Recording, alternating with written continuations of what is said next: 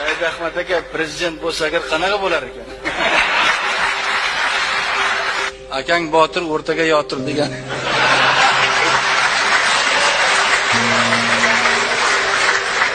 O'zimga faraz qilyapmanki, ancha muncha erkaklardan qo'rqmayman. Shunaqa, ha?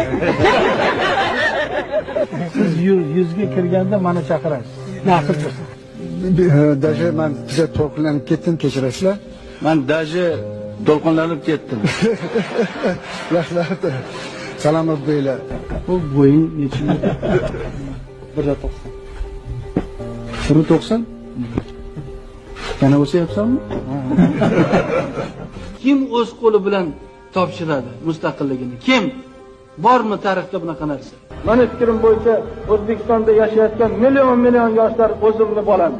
Menday odamni o'zgartirib bo'lmaydi. Bu ulug' millat. Bu millat ko'rasizlar, albatta dunyo darajasiga chiqadi.